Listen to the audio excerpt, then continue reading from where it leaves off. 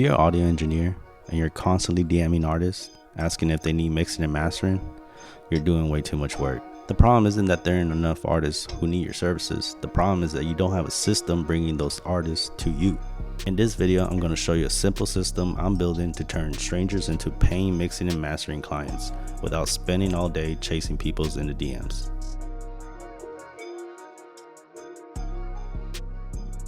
One of the biggest things I started realizing in just saying I do mixing and mastering, it isn't really an offer.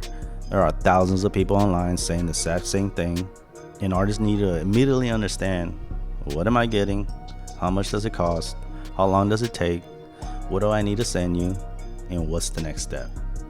For example, I can have an offer where the artist knows exactly what they're getting, the price, the requirements, and how to get started. Now I'm just not selling mixing. I'm selling the clear solution.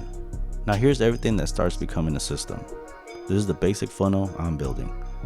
Add, then the artist sends a DM, qualify the artist, show proof or make a sample, make the offer, send the invoice, mix and master, deliver, and then follow up.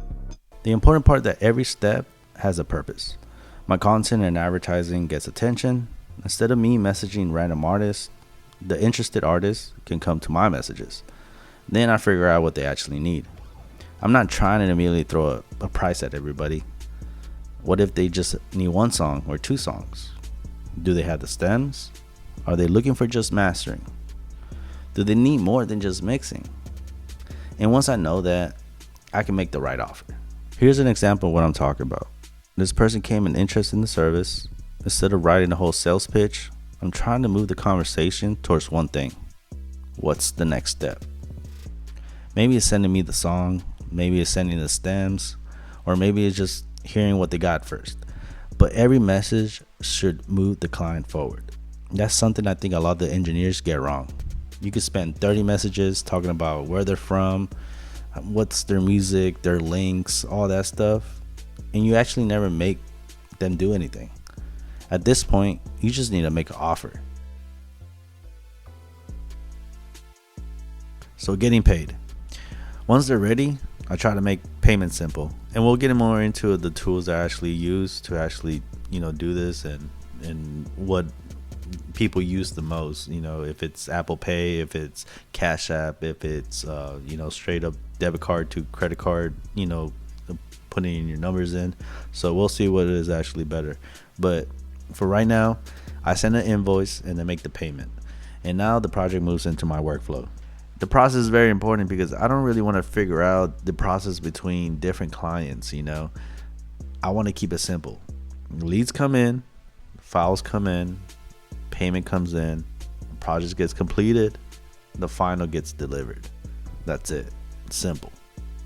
And obviously there's a little bit more in between those processes, offering a 30-second sample between, someone that thinks that you may be a scam or something. Like there's variables that we'll get more into, but right now that's the simplest process I can make it.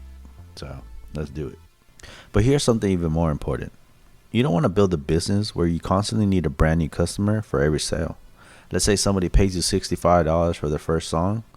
And if they like the work, most of the time they will come back and give you another song and then another. Maybe they're working on an EP. Maybe they need just mastering, production, or something else. So that $65 customer could eventually become a $200, $300, $500, or even higher sometimes. That's why you want to focus on building a relationship and a system instead of constantly just hunting down for that one-time sale. And remember, the goal of this series is building towards a $10,000 a month audio engineering business. You don't get there by saying, I need to sell more $65 mixes. You start by asking better questions. Some of those questions are like, how many leads am I getting? How many of those leads become customers? What's the average sale? How many customers come back? How can I make the whole process easier? Because once you know those numbers, $10,000 stops being a random dream. It just becomes math. If you're an audio engineer trying to get more clients, don't just ask, where can I find more artists? Start asking, how can I build a system that consistently brings artists into my business? And that's what I'm working on right now. And throughout this series, I'm going to keep showing you what works, what doesn't work, and the actual numbers behind it.